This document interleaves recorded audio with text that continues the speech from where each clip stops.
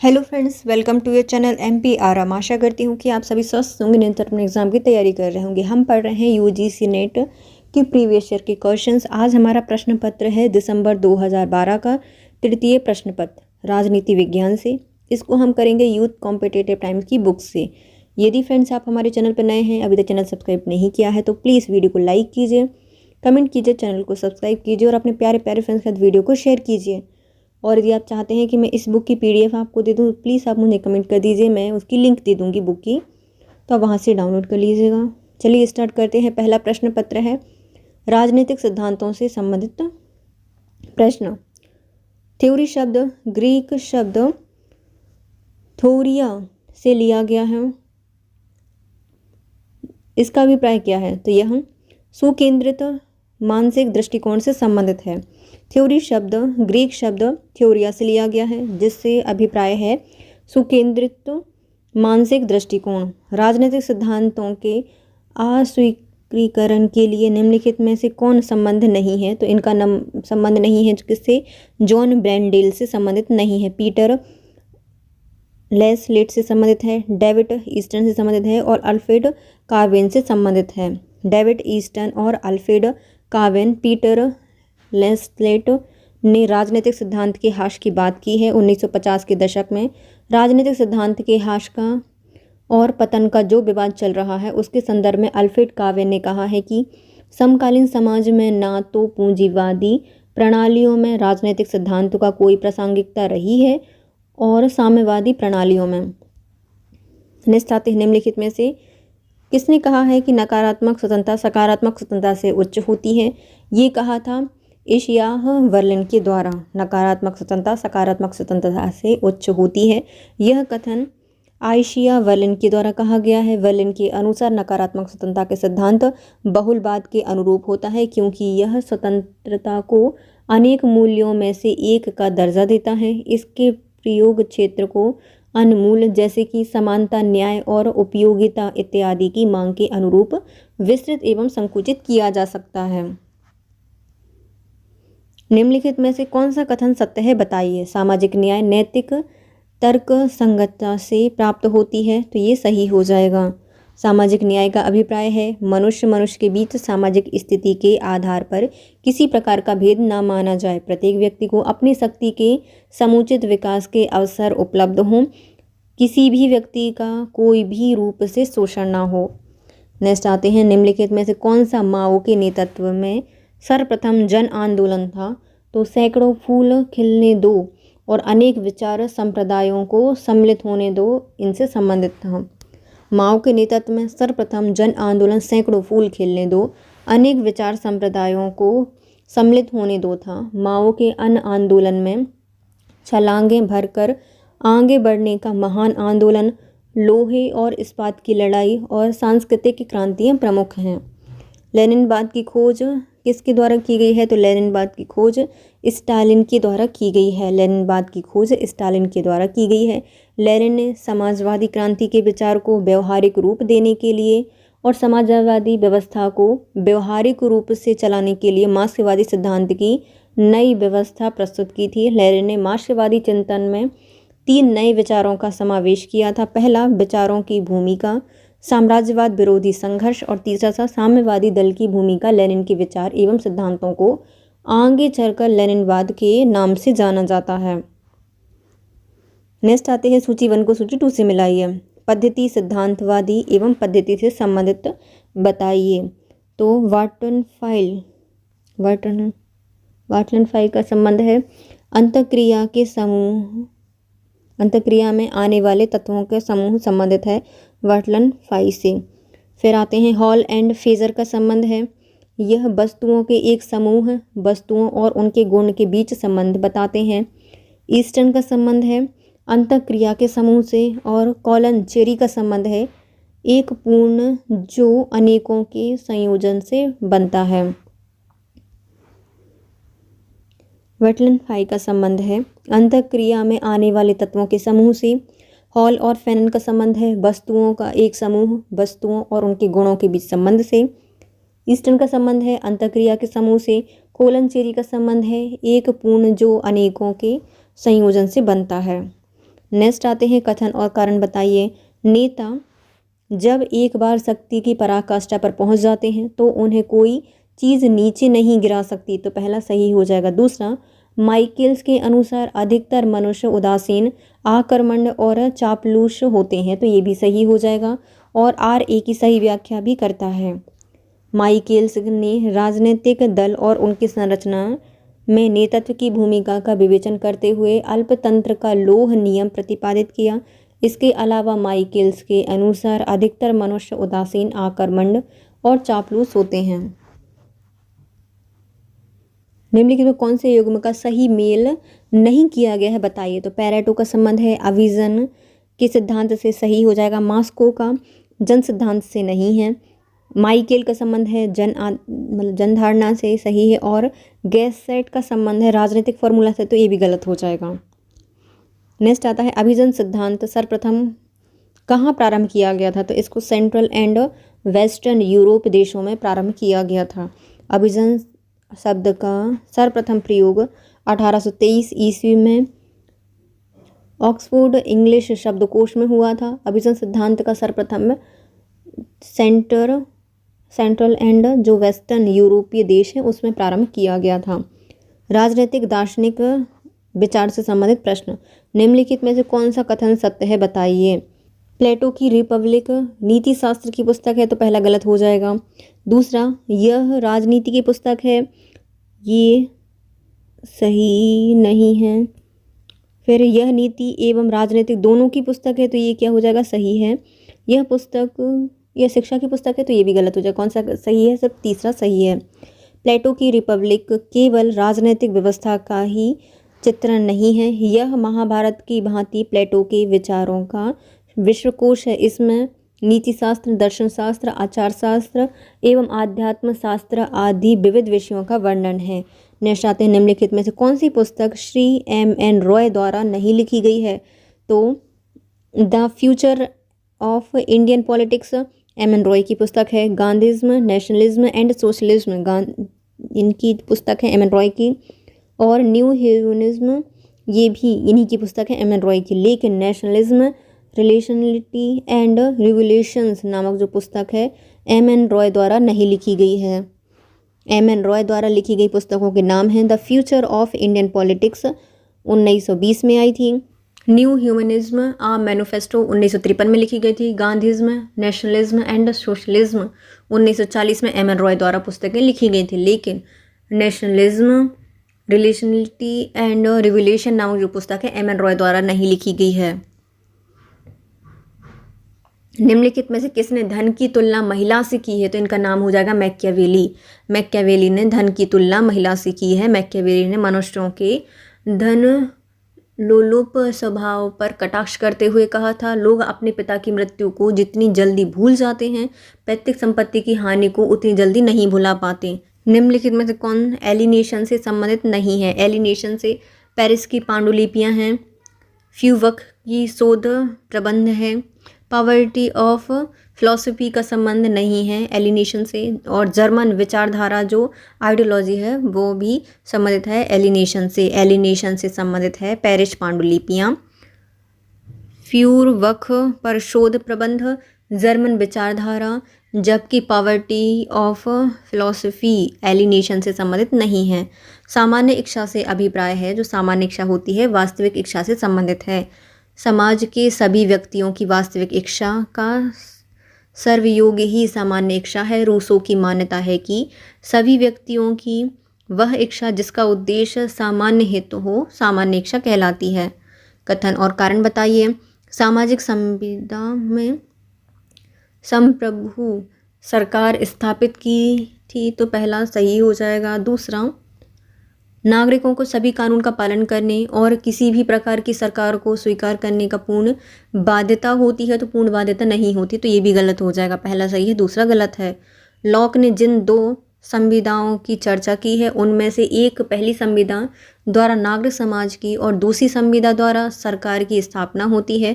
पहले समझौते द्वारा समाज को दो अधिकार व्यक्तियों ने सौंपे हैं, वे समाज द्वारा सरकार को प्रदान कर दिए जाते हैं। सरकारी समझौते में क्योंकि सरकार एक पक्ष होता है, अतः उसके ऊपर समाज द्वारा कुछ शर्तें लगा दी जाती हैं जिनका पालन यदि सरकार नहीं करती है तो उसे समाप्त कर नई सरकारों का निर्माण किया जा सकता है। इस प्रकार लॉक ने एक सीमित एवं उत्तरदायी सरकार की कल्पना की है।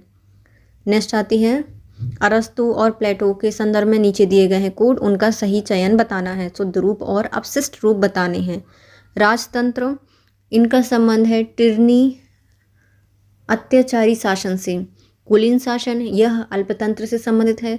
राज व्यवस्था का संबंध है लोकतंत्र से और आदर्श राज्य की जो अभिकल्पना है वह सम्मान तंत्र और प्रथम अवस्था से संबंधित है। राजतंत्र टिरनी अत्याचारी शासन से संबंधित है, कुलीन तंत्र अल्पतंत्र से संबंधित है, राज व्यवस्था लोकतंत्र से संबंधित है और आदर्श राज का संबंध है सम्मान तंत्र प्रथम अवस्था से। नेक्स्ट आते हैं तुलनात्मक राजनीतिक एवं विश्व की प्रमुख संविधान से संबंधित प्रश्न। एलमंड ने अपने दृष्टिकोण की अधिकतर शब्दावली किससे ली है? तो इनको लिया गया है टेलकट पर्सन से। संरचनात्मक कृत्यात्मक विश्लेषण वस्तुतः प्रणाली विश्लेषण का ही एक विकसित रूप है। तुलनात्मक राजनीति में इस उपागम के प्रयोग की प्रेरणा मानव वैज्ञानिकों की कृति में आई है। इन्होंने आदिम जातियों के अध्ययन के लिए उपयुक्त सैद्धांतिक ढांचा तैयार कर दिया था, किंतु सभ्य समाज के अध्ययन के लिए ऐसा सैद्धांतिक ढांचा तैयार करने का श्रेय प्रसिद्ध समाज वैज्ञानिक टेलकट पर्सन को है। इसके बाद गेवियर एलमंड ने राजनीति विश्लेषण के लिए इस उपागम का उपयुक्त सैद्धांतिक ढांचा विकसित किया। हम संविधान के अधीन हैं, पर संविधान ये वह है जो न्यायाधीशों द्वारा मान्य हो। यह निम्नलिखित में से किस देश पर लागू हो सकता है? तो इसको लागू किया जा सकता है भारत पर और अमेरिका पर। हम संविधान के अधीन हैं, पर संविधान वह है जो कि न्यायाधीश द्वारा मान्य हो। यह कथन भारत और अमेरिका पर लागू हो सकता है क्योंकि दोनों देशों में संविधान की व्याख्या करने का अधिकार न्यायपालिका को है। निम्नलिखित में से किसने राजनीतिक दलों के उद्भव की 3 सिद्धांतों के साथ जोड़ा है? संस्थागत सिद्धांत, ऐतिहासिक संकट सिद्धांत और विकास सिद्धांत। इसको ला पैलम्बरा और मायरन वीनर्स के द्वारा विकसित किया गया है। ला पैलम्बरा और मायरन वीनर ने राजनीतिक दलों के उद्भव को 3 सिद्धांतों से जोड़ा, संस्थागत सिद्धांत, ऐतिहासिक संकट का सिद्धांत और विकास सिद्धांत। नेक्स्ट आते हैं निम्नलिखित में तो कौन सा अभिकथन सत्य नहीं है बताइए। पहला है श्रेष्ठ संघीय अधिकरण को संघीय विधानमंडल द्वारा पारित किसी कानून को असंवैधानिक घोषित करने की शक्ति प्राप्त है, तो पहला क्या हो जाएगा? गलत हो जाएगा। दूसरा, यूएसए में कम्युनिस्ट पार्टी प्रतिबंधित है, तो सही है। भारत के संविधान में इसके लागू होने के समय प्रारंभ में यह प्रावधान किया गया था कि मंत्रिपरिषद की सलाह राष्ट्रपति के लिए बाध्य होगी, तो ये गलत है। इंग्लैंड में टॉरिस को रूढ़िवादी कंजर्वेटिव माना जाता है, तो ये सही हो जाएगा। इंग्लैंड में टॉरिस को रूढ़िवादी माना जाता है, यूएस में कम्युनिस्ट पार्टी प्रतिबंधित है, ये क्या है? गलत है। नंबर 1 और नंबर 2, 3 या 4 की हैसियत की कोई तुलना नहीं की जा सकती। ब्रिटिश प्रधानमंत्री के बारे में यह किसका कथन था? तो ये कहा था विंस्टन चर्चिल के द्वारा।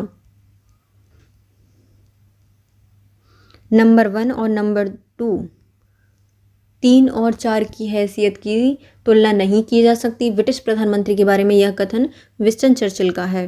निम्नलिखित में से किस देश को प्राप्त है कि दोहरी नागरिकता, राष्ट्रीय नागरिकता और राज्य नागरिकता ये पाई जाती है? स्विट्जरलैंड में और यूएसए में। स्विट्जरलैंड और यूएसए के नागरिकों को दोहरी नागरिकता, राष्ट्रीय नागरिकता और राज्य की नागरिकता प्राप्त है। संघीय शासन व्यवस्था की प्रमुख विशेषता में दोहरी नागरिकता, लिखित संविधान और शक्तियों का विभाजन, स्वतंत्र न्यायपालिका इत्यादि हैं, जबकि एकात्मक शासन व्यवस्था में एकहरी नागरिकता पाई जाती है। यूएसए और स्विट्जरलैंड में संघात्मक शासन व्यवस्था होने के कारण दोहरी नागरिकता पाई जाती है। निम्नलिखित में से कौन से अभिकथन असत्य हैं बताइए। तो पहला, अमेरिका के राष्ट्रपति पद के लिए अनेक बार चुनाव लड़ सकते हैं, तो पहला गलत हो जाएगा, सिर्फ 2 बार लड़ सकते हैं। दूसरा, भारत के राष्ट्रपति संसद को संदेश भेजते रहते हैं, तो ये भी गलत हो जाएगा। तीसरा, राज्यसभा के 2/3 सदस्य हर 2 वर्ष में सेवानिवृत्त हो जाते हैं, तो ये क्या हो जाएगा, ये भी असत्य है। और अमेरिका के में जो अपशिष्ट शक्तियाँ होती हैं वह राज्यों में निहित होती हैं, ये ही बस सही है, और सारे क्वेश्चन जो पहला दूसरा तीसरा है वो गलत हैं।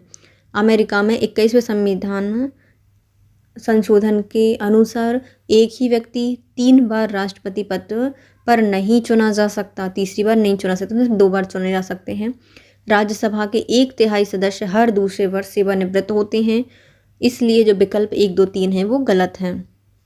भारतीय संविधान की प्रस्तावना में उदारता, समानता और भाईचारे के आदर्श प्रतिष्ठित हैं। इसकी प्रेरणा मुख्यतः किससे ली गई है, तो इसको फ्रांसीसी क्रांति से लिया गया है। भारतीय संविधान की प्रस्तावना में उदारता, समानता और भाईचारे के आदर्श फ्रांसीसी क्रांति से प्रेरित हैं। फ्रांसीसी का नारा है समानता, स्वतंत्रता एवं बंधुत्व।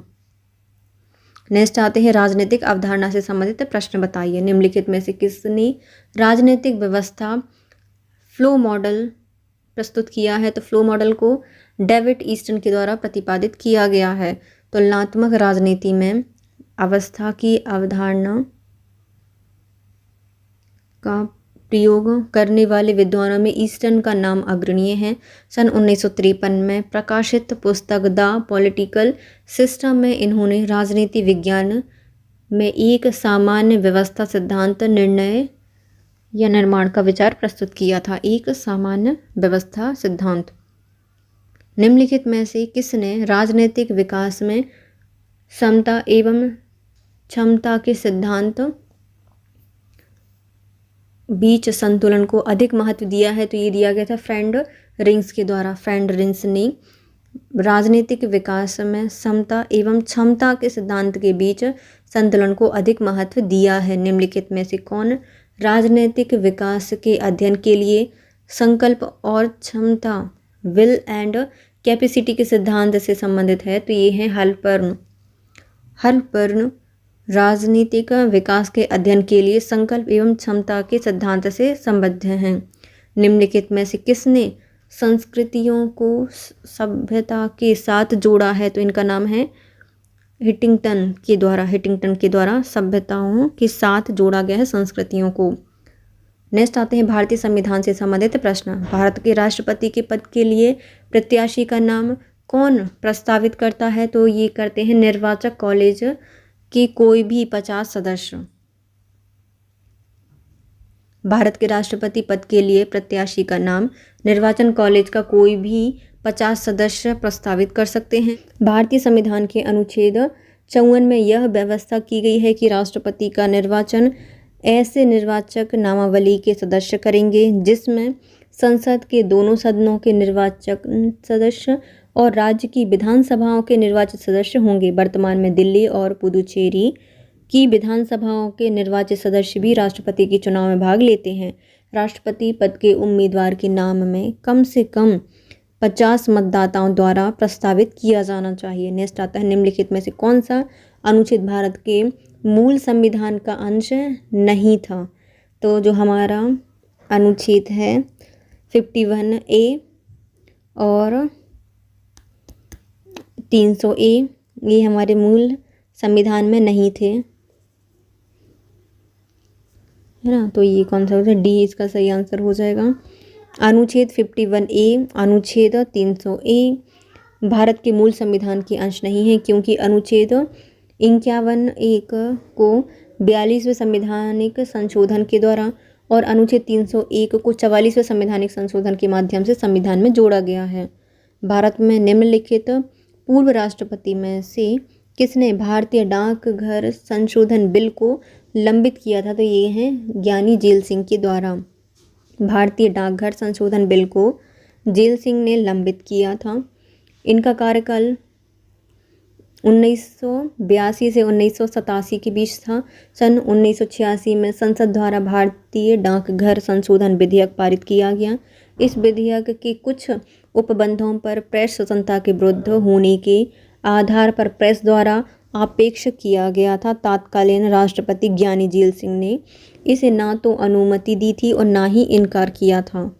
भारत के संविधान का कौन सा अनुच्छेद प्रबंधन के विधान के माध्यम से कर्मचारियों की प्रतिभागिता सुनिश्चित करता है? तो ये है अनुच्छेद 43A। अनुच्छेद 43A प्रबंधन में विधान के माध्यम से कर्मचारियों की प्रतिभागिता सुनिश्चित करता है। अनुच्छेद 43A को 42वें संविधान संशोधन 1976 द्वारा संविधान में जोड़ा गया था। अनुच्छेद 43A यह उपबंध करता है कि राज्य किसी उद्योग में लगे हुए उपक्रमों, स्थापनों एवं अन्य संगठन के प्रबंध में कर्मकारों का भाग लेना सुनिश्चित करने के लिए उपयुक्त विधान द्वारा या किसी अन्य रीति के द्वारा कदम उठाएगा। नेक्स्ट आते हैं, निम्नलिखित में से किसने अनुच्छेद 356 को सुरक्षा कपट कहा है? तो सुरक्षा कपाट की जो संज्ञा है वह B.R. अम्बेडकर के द्वारा दी गई है। Doctor B.R. अम्बेडकर के द्वारा अनुच्छेद 356 को सुरक्षा कपाट कहा गया है। अनुच्छेद 356 राज्यों में संवैधानिक तंत्र के विफल होने पर आपात स्थिति के संबंध में प्रावधान करता है। अनुच्छेद 356 के अंतर्गत राष्ट्रपति किसी राज्य में यह समाधान हो जाने पर कि राज्य में संवैधानिक तंत्र विफल हो गया है, अर्थात राज्य संघ की कार्यपालिका के किन्हीं निर्देशों का अनुपालन करने में असमर्थ है, तो आपात स्थिति की घोषणा कर सकता है। नेक्स्ट आता है, केंद्रीय सतर्कता आयोग किसकी सिफारिश पर स्थापित किया गया था? तो इसको संथानम कमेटी रिपोर्ट पर बनाया गया था। केंद्रीय सतर्कता आयोग यानी CBC की स्थापना 1964 में संथानम समिति के सुझावों को ध्यान में रखकर लोक सेवकों के विरुद्ध लगाए गए आरोपों की जांच करने के लिए तथा सरकार को दोषी अधिकारियों के विरुद्ध मुकदमा चलाने के संबंध में परामर्श देने के लिए की गई थी। भारतीय शासन एवं उससे संबंधित मुख्य मुद्दों के प्रश्न। किसने कहा था कि सभी की सांप्रदायिकता हानिकारक है? अल्पसंख्यक सांप्रदायिकता का तर्क पृथकता है और बहुसंख्यक सांप्रदायिकता अंशतः फासिज्म से फलीभूत होती है। तो ये कहा गया था बिपिन चंद्र पाल के द्वारा। बिपिन चंद्र ने कहा था कि सभी की सांप्रदायिकता हानिकारक है, अल्पसंख्यक सांप्रदायिकता का तर्क पृथकता है और बहुसंख्यक सांप्रदायिकता अंशतः फासिज्म में फलीभूत होती है। डेमोक्रेसी एंड डिसकंटेंट पुस्तक के लेखक कौन हैं? डेमोक्रेसी एंड डिसकंटेंट के लेखक हैं Atul Kohli. Democracy and discontent नामक पुस्तक अतुल कोहली के द्वारा लिखी गई है। इनकी पुस्तक state directive development poverty एमिड Plantae in the new India है। भारत में विपणन राजतंत्र के उभार पर किसने बल दिया है? तो इनका नाम है मॉरिस जोन्स। भारत में विपणन राजतंत्र के उभार पर मॉरिस जोन्स ने बल दिया है। भारतीय राज्य के स्वरूप को वृद्धि संबंधी लोकतंत्रात्मक आधुनिकीकरण माना है, रजनी कोठारी के द्वारा माना गया है। रजनी कोठारी ने भारतीय राज्य के स्वरूप को वृद्धि संबंधी लोकतंत्रात्मक आधुनिकीकरण माना है। नेक्स्ट आते हैं, कथन और कारण बताइए। भारत में राजनीतिक दलों ने अपनी पहुंच बढ़ा दी है परंतु इनकी वैधता को गहन क्षति पहुंची है, तो पहला सही हो जाएगा। दूसरा, राजकीय स्तर पर दल या पार्टी व्यवस्था के समेकन को राष्ट्रीय स्तर पर संकलित नहीं किया जा सकता, तो ये भी सही हो जाएगा, लेकिन RA की सही व्याख्या नहीं करता। भारत में राजनीतिक दलों ने अपनी पहुंच बढ़ा दी है परंतु इनकी वैधता को गहन क्षति पहुंची है। राजकीय स्तर पर दल व्यवस्था के समेकन को राष्ट्रीय स्तर पर संकलित नहीं किया जा सकता। नेक्स्ट आते हैं, लोक प्रशासन से संबंधित प्रश्न। विकासशील समाज में सिविल सेवा के बारे में निम्नलिखित कथनों पर विचार कीजिए। इससे परिवर्तन के उपकरण के रूप में क्रिया करनी चाहिए, तो पहला सही हो जाएगा। दूसरा, सामाजिक समता के लिए इसका सरोकार होना चाहिए, ये भी सही है। निहित स्वार्थों के लिए इसका सर्वनिष्ठ सरोकार होना चाहिए, तो ये गलत हो जाएगा। इसे राजनीतिक रूप से तटस्थ होना चाहिए, तो ये भी सही है। विकासशील समाज में सिविल सेवा के बारे में सही कथन है, इसे परिवर्तन के उपकरणों के रूप में क्रिया करनी चाहिए, सही है। सामाजिक समता के लिए इसका सरोकार होना चाहिए और इसे राजनीतिक रूप से तटस्थ होना चाहिए। नेक्स्ट आते हैं सूची 1 को सूची 2 से मिलानी है। ध्यान देने का विस्तार ये किया गया है VA गैल्यूनास के द्वारा। श्रेणी प्रक्रिया सिद्धांत ये दिया गया है मूनी एंड रेले ने। मानवीय संबंध सिद्धांत एल्टन मेयो से संबंधित है और प्रकारात्मक फॉरमैनी प्रक्रिया दी गई है FW टेलर के द्वारा। ध्यान देने का विस्तार BA गैल्यूनास ने दिया है। श्रेणी प्रक्रिया सिद्धांत मूनी रेली से संबंधित है। मानवीय संबंध सिद्धांत एल्टन मेयो से संबंधित है और प्रकारात्मक फॉरमैनी प्रक्रिया ये दी गई है FW टेलर के द्वारा। नेक्स्ट आते हैं बिलोबी द्वारा अपनी पुस्तक प्रिंसिपल ऑफ पब्लिक एडमिनिस्ट्रेशन में प्रशासन के सिद्धांत के रूप में निम्नलिखित में से कौन सा सम्मिलित नहीं है बताइए। तो समन्वय इसके अंतर्गत नहीं आता। सामान्य उपला प्रशासन, वित्त और वैयक्तिक प्रशासन इसके अंतर्गत आते हैं। बिलोबी की पुस्तक प्रिंसिपल ऑफ पब्लिक एडमिनिस्ट्रेशन में प्रशासन के सिद्धांत के रूप में निम्न बातें सम्मिलित की गई हैं। सामान्य उपला प्रशासन, वित्त एवं वैयक्तिक प्रशासन। नेक्स्ट आते हैं आदेश की एकता सिद्धांत मुख्यतः निम्नलिखित को सुनिश्चित करती है। तो इसका संबंध है जवाबदेहिता से। आदेश की एकता का सिद्धांत जवाबदेहिता को सुनिश्चित करती है। आदेश की एकता का अर्थ है कि संगठन के अंतर्गत कार्य करने वाला कोई भी कर्मचारी अपने से ऊंचे एक से अधिक अधिकारी से आदेश ग्रहण नहीं करेगा। यदि संगठन में किसी भी व्यक्ति से दो परस्पर विरोधी आदेश को मानने को कहा जाता है तो इसके परिणाम स्वरूप भ्रम एवं अकुशलता उत्पन्न होती है। आदेश देने वाले के एक होने के कारण ही आदेश की एकता का सिद्धांत कहा जाता है। नेक्स्ट आते हैं टेलर के वैज्ञानिक प्रबंध की मुख्य विशेषताओं में से एक निम्नलिखित में से कौन सी नहीं होती। तो इनमें कुछ विशेषताएं होती, इसमें कौन सी नहीं होती। निर्णय लेने की भागीदारी इसके अंतर्गत नहीं आती। समय एवं गति अध्ययन आता है, मानसिक क्रांति आती है और प्रकारात्मक फॉरमैनी आती है। टेलर के वैज्ञानिक प्रबंधन की प्रमुख विशेषताएं हैं समय एवं गति अध्ययन, विभेदक उजरती दर की व्यवस्था और प्रकारात्मक फॉरमैनी। नेक्स्ट आती है बेवर की आदर्श प्रकार की नौकरशाही को विकासशील समाजों के लिए अनुपयुक्त निम्नलिखित में से किसने बताया है। तो ये बताया गया है फेड डब्ल्यू रिंग्स के द्वारा। बेवर की आदर्श प्रकार की नौकरशाही को विकासशील समाजों के लिए अनुपयुक्त बताने वाले विद्वान फेड डब्ल्यू रिंग्स हैं। नेक्स्ट आते हैं भारतीय संसद की आश्वासन समिति उपकरण है। तो ये है एक वैधानिक नियंत्रण का। भारतीय संसद की आश्वासन समिति वैधानिक नियंत्रण का उपकरण है। संसद की आश्वासन समिति दोनों सदनों के लिए पृथक पृथक होती है। यह समिति मंत्रियों द्वारा दिए गए आश्वासनों, वचनों एवं प्रतिज्ञाओं आदि की जांच करती है और उनके बारे में प्रतिवेदन देती है। लोकसभा की आश्वासन समिति में 15 सदस्य जबकि राज्यसभा की आश्वासन समिति में 10 सदस्य होते हैं। हार्वर्ड साइमन के अनुसार यदि कोई निर्णय वैयक्तिक उद्देश्य की ओर निर्दिष्ट हो तो वह कहलाता है व्यक्तिगत रूप से संगत। साइमन का मानना है कि लोगों को भावी घटनाओं के संबंध में पूरी जानकारी नहीं हो सकती, इससे वे अपनी सीमित ज्ञान के सहारे कम परिपूर्ण निर्णय ले लेते हैं। ऐसे निर्णय को साइमन ने संतोषजनक निर्णय कहा है। नेक्स्ट आते हैं लाइन और स्टाफ के कार्यों में अंतर करने का सर्वाधिक तार्किक मापदंड क्या है। तो उनका तार्किक मापदंड है कार्यात्मक संबंध। प्राथमिक एवं संस्थागत क्रियाओं के अंतर के आधार पर अभिकरणों में भी भेद किया जाता है। अभिकरण दो प्रकार के होते हैं, सूत्र और स्टाफ। सूत्र अभिकरण वह अभिकरण होता है जो कि विभाग के प्राथमिक कार्यों को संपन्न करता है और स्टाफ अभिकरण विभाग के गृह प्रबंध संबंधी प्रबंधात्मक कार्यों को संपन्न करता है। नेक्स्ट आते हैं सी राजगोपालाचारी द्वारा एक अच्छे प्रशासक की 6 मूलभूत अपेक्षाओं की सूची के अंतर्गत निम्नलिखित में से किसे सम्मिलित नहीं किया गया है। तो इसमें आचार होते हैं, मामलों को आंकने का सामर्थ्य होता है, तकनीकी मामलों में विशेषज्ञता इसके अंतर्गत नहीं आती और निर्णय लेने में स्थिरता होती है। सी राजगोपालाचारी द्वारा एक अच्छे प्रशासन के 6 मूलभूत अपेक्षाओं की सूची में निम्न बातें शामिल की गई हैं। पहले आचार, मामले को आंकने का सामर्थ्य और निर्णय लेने में स्थिरता।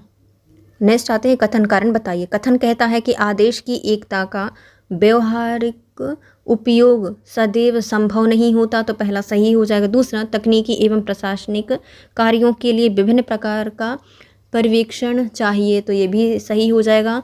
दोनों सही हैं और आर ए की सही स्पष्टीकरण भी करता है। आदेश की एकता सिद्धांत को प्रशासन में सर्वदेशिक रूप से लागू नहीं किया जा सकता, इसलिए इसकी आलोचना की जाती है। इस सिद्धांत के अनुसार किसी जिले के तकनीकी कर्मचारी को जिलाधीश के आदेश का पालन करना चाहिए, क्योंकि वह एक तकनीकी कर्मचारी है, अतः उसे अपनी तकनीकी उच्च अधिकारी से ही निर्देश मिलना चाहिए। नेक्स्ट आते हैं भारतीय प्रशासनिक व्यवस्था से संबंधित प्रश्न। निम्नलिखित समितियों के गठन का सही अनुक्रम बताइए। नीचे दिए गए कोड रूप दिया है। सबसे पहले बलवंत राय मेहता समिति आती है, फिर अशोक मेहता समिति आती है, फिर JV राव समिति आती है, फिर आती है LM सिंघवी समिति 4th नंबर पर। देखो, बलवंत राय मेहता समिति 1957 में बनी, अशोक मेहता समिति 1977 में बनी, JV राव समिति 1985 में बनी और LM सिंघवी समिति 1986 में स्थापित की गई थी। लोकपाल और लोकायुक्त बिल 1968 जिसे लोकसभा ने पारित किया था, यह निरर्थक हो गया था, क्योंकि यह चतुर्थ लोकसभा की समय अवधि से पहले भंग होने के कारण। भारत में ओम्बड्समैन प्रस्ताव यानी लोकपाल का गठन करने से संबंधित प्रस्ताव को 1968 में संसद में प्रस्तावित किया गया था। 1969 में लोकसभा द्वारा पारित करने के पश्चात इसे राज्यसभा में विचारार्थ प्रस्तुत किया गया, मगर इसी बीच संसद के भंग होने के कारण इस पर कोई विचार नहीं हो सका। निम्नलिखित कमेटियों में से किस कमेटी की रिपोर्ट में कहा गया था कि सामूहिक विकास कार्यक्रम और राष्ट्रीय विस्तार सेवा लोक उत्साह को जगाने में असफल रहे हैं? तो ये बलवंत राय मेहता कमेटी में ये कहा गया था। सामुदायिक विकास कार्यक्रम की सफलता के दावों की जांच करने के लिए 1957 में बलवंत राय मेहता समिति की अध्यक्षता में एक समिति का गठन किया गया। इस दल ने अपनी रिपोर्ट में बताया कि सामुदायिक विकास कार्यक्रम की बुनियादी त्रुटि यह है कि यह जनता का इसमें सहयोग नहीं मिला। नेक्स्ट आती है रिश्वत निवारण के लिए संथानम कमेटी की स्थापना कब की गई थी? तो 1962 में बनाई गई थी संथानम कमेटी। 1962 में भारत सरकार के गृह मंत्री द्वारा भ्रष्टाचार की समस्या का समाधान करने और उसके निवारण हेतु सुझाव प्रावधान के लिए कि संथानम की अध्यक्षता में एक समिति की नियुक्ति की गई। 1964 में इसकी सिफारिश पर केंद्रीय सतर्कता आयोग की स्थापना की गई। नेक्स्ट आते हैं अंतर्राष्ट्रीय संबंधित प्रश्न। नव यथार्थवाद क्या है? जो नव यथार्थवाद है, यह यथार्थवाद की मूलभूत विचारधारा का अधिक वैज्ञानिक रूप में पुनर्कथन का प्रयास है। नव यथार्थवाद 1960 से 1970 के दशक में मार्गेंथाउ द्वारा प्रतिपादित यथार्थवाद ही पुनर्व्याख्या है। यह जो अमेरिकी सामाजिक विज्ञान परंपरा में यथार्थवाद का क्रमबद्ध विवरण है, अर्थात अंतर्राष्ट्रीय संबंधों एवं विश्व राजनीति के नए ढांचे में यथार्थवाद की पुनः स्थापना है। नेक्स्ट आते हैं निम्नलिखित अंतर्राष्ट्रीय राजनीतिक सिद्धांतवादियों को उनके कालक्रम में व्यवस्थित कीजिए। तो सबसे पहले आते हैं हमारे इमानुएल कांट, सबसे पहले कांट ही आते हैं। उसके बाद आएंगे एंटोनियो ग्राम्सी, दूसरे नंबर पर आते हैं ग्राम्सी, तीसरे नंबर पर आते हैं रोनाल्ड नीबूर और फोर्थ आते हैं रॉबर्ट W कॉक्स। अंतर्राष्ट्रीय राजनीतिक सिद्धांतवादियों का सही क्रम होगा इमानुएल कांट 1724 से 1804 तक रहे, एंटोनियो ग्राम्सी ये 1891 से 1937 तक रहे, रोनाल्ड नीबूर बाद में आते हैं और फिर आते हैं रॉबर्ट W कॉक्स, ये 1926 में रहे थे। रीजन डी इंटेंट से क्या अभिप्राय है? तो रीजन डी इंटेंट का संबंध है राष्ट्रीय हित से। रीजन डी इंटेंट से अभिप्राय राष्ट्रीय हित से है। यह फ्रेंच शब्द है जिसका मतलब होता है रीजन ऑफ स्टेट। देश की विदेश नीति प्राथमिक राष्ट्रीय हित पर आधारित होती हैं। संरचनात्मक समायोजन कार्यक्रम की अपेक्षा होती है कि गरीब देशों की सरकारों को निजीकरण और अन्य उदारवादी उपायों को अपनाना चाहिए। तो पहला सही है। तो पहला ही सही है बस। संरचनात्मक समायोजन कार्यक्रमों की अपेक्षा होती है कि गरीब देशों की सरकारों को निजीकरण और अन्य उदारवादी उपायों को अपनाना चाहिए। मार्टिन वेट ने अंतर्राष्ट्रीय राजनीति की 3 दार्शनिक परंपराओं पर बल दिया है। वे दार्शनिक परंपराएं हैं यथार्थवाद, बुद्धिवाद और क्रांतिवाद। मार्टिन वेट ने अंतर्राष्ट्रीय राजनीति की 3 दार्शनिक परंपराओं पर बल दिया है यथार्थवाद, बुद्धिवाद और क्रांतिवाद। नेक्स्ट आते हैं अंतर्राष्ट्रीय राजनीति से संबंधित प्रश्न। भारतीय परिप्रेक्ष्य में सुरक्षा परिषद में सुधार करना समस्यापूर्ण क्यों है? क्योंकि यह स्थायी सदस्यता के विस्तारण के कारण निर्णय लेने में कमी होती है। दूसरा, कोई भी वर्तमान स्थायी सदस्य अपने पद को छोड़ने के लिए इच्छुक नहीं होते। तीसरा, किसी भी संभव नए स्थायी सदस्यों के लिए अविवादास्पद केस बनाना मुश्किल होता है, तो ये भी सही हो जाएगा, चारों ही सही हैं।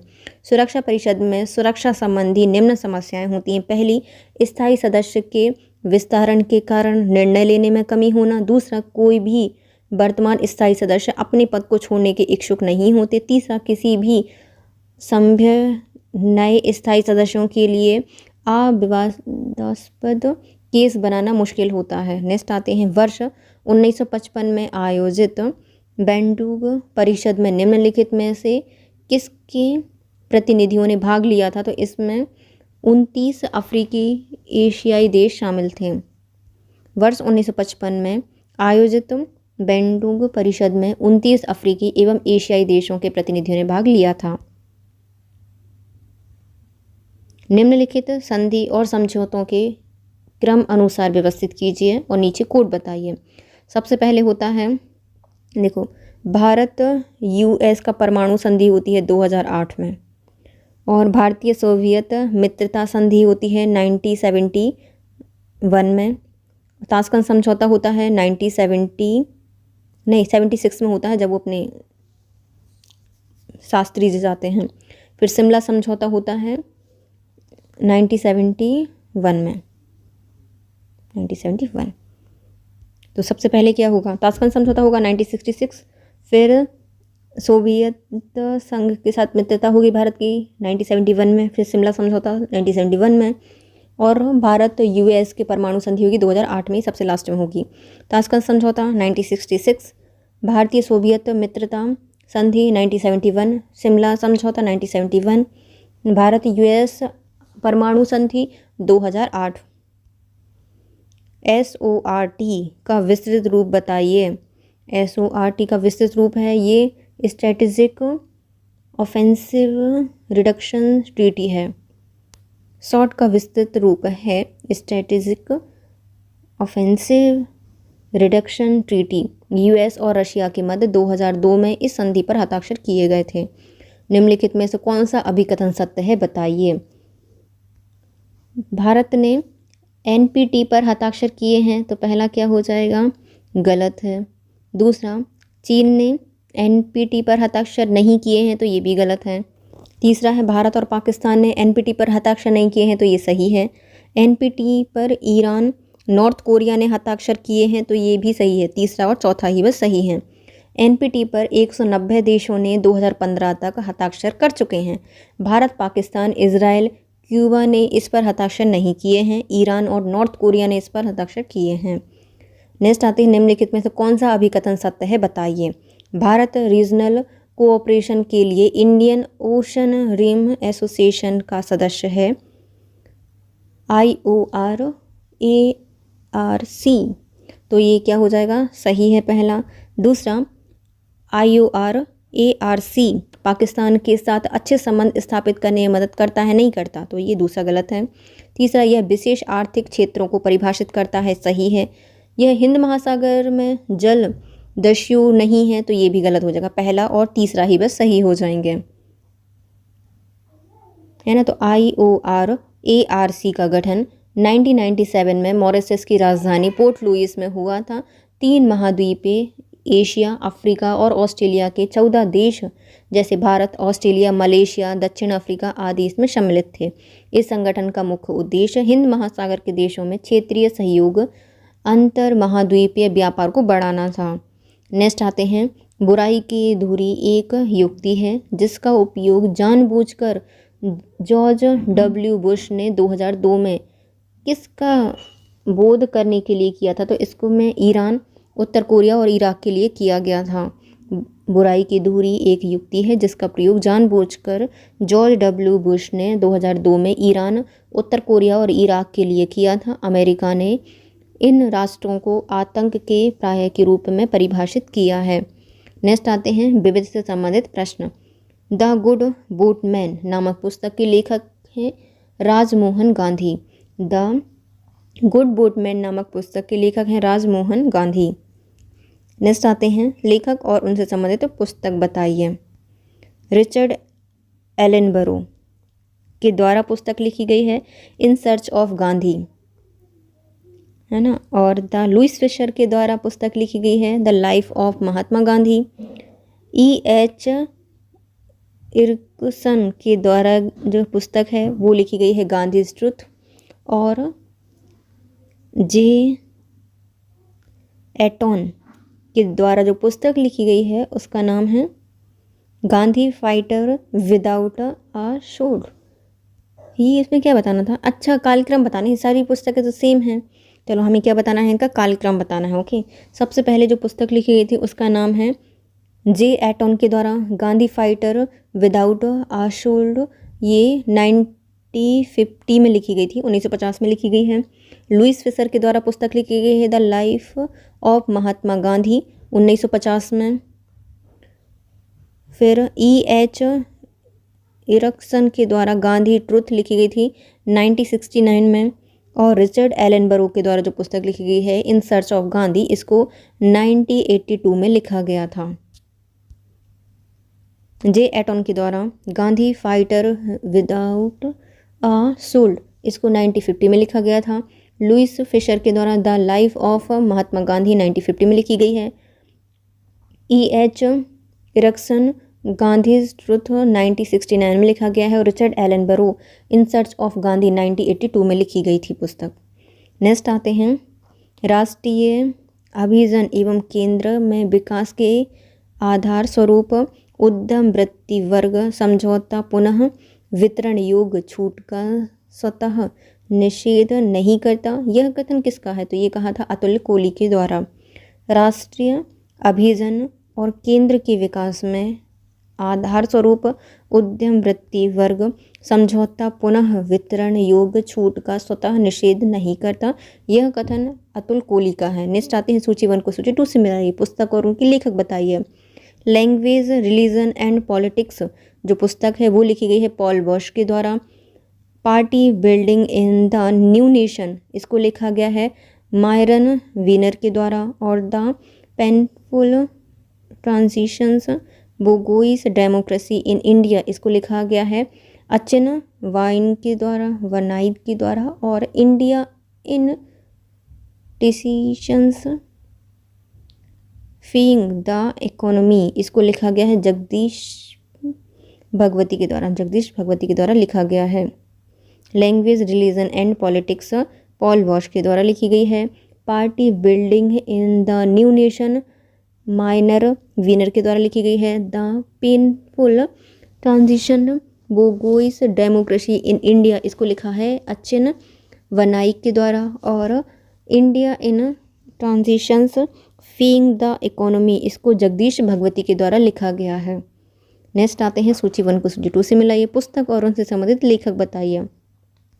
दलित vision, the anti caste movement and the construction of Indian identity, इसका संबंध है गेल आम्बेड से।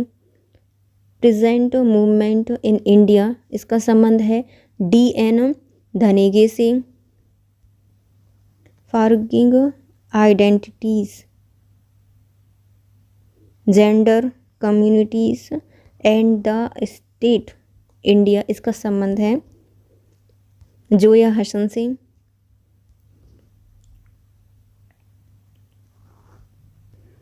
नेक्स्ट है इंस्टीट्यूशनलाइजिंग पंचायती राज इन इंडिया, इनका संबंध है बी वेंकटेशन से, बी वेंकटेशन से। पहली आती है Dalit vision, the anti caste movement and the constructions of the Indian identity. इनका संबंध है गेल आम्बेड से। Peasants movement in India, D N Dhanagare से संबंधित है। Forging identities, gender, communities and the state India. इनका संबंध है जोया हसन से। इंस्टीट्यूशनलाइजिंग पंचायती राज इन इंडिया का संबंध है वी वेंकटेशन से। सूची 1 को सूची 2 से मिलाइए। लेखक और उनकी पुस्तक बताइए। हैंडले बुक का संबंध है अनार्कियल सोसाइटी से। नोम चॉमस्की का संबंध है फील्ड्स स्टेट से। रॉबर्ट कैपलॉन का संबंध है मानसून से। और केनिथ वॉल्डिंग का संबंध है कॉन्फ्लिक्ट एंड डिफेंस से। कॉन्फ्लिक्ट और डिफेंस का संबंध है केनिथ वॉल्डिंग से। लेखक और उनसे संबंधित पुस्तक। हैंडले बुल का संबंध है अनार्कियल सोसाइटी। नोम चॉमस्की का संबंध है फील्ड्स स्टेट से। रॉबर्ट कैपलॉन का संबंध है मानसून से। और केनिथ वाल्डिंग का संबंध है कॉन्फ्लिक्ट एंड डिफेंस से। नेक्स्ट आती है RMA से क्या अभिप्राय है। जो RMA है इसका संबंध है revolutions in military affairs. Revolutions in military affairs. अब तक हमारी सैनिक स्थापना का मुख्य उद्देश्य युद्ध जीतना रहा है। अब से इसका उद्देश्य इसे बचाना होगा। यह कथन किसका है, तो ये होगा बर्नार्ड वोल्गे का। बर्नार्ड वोल्गे से संबंधित है। अब तक हमारी सैनिक स्थापना का मुख्य उद्देश्य युद्ध जीतना रहा है। अब इसका मुख्य उद्देश्य इसे बचना होगा। यह कथन बर्नार्ड वोल्गे से संबंधित है।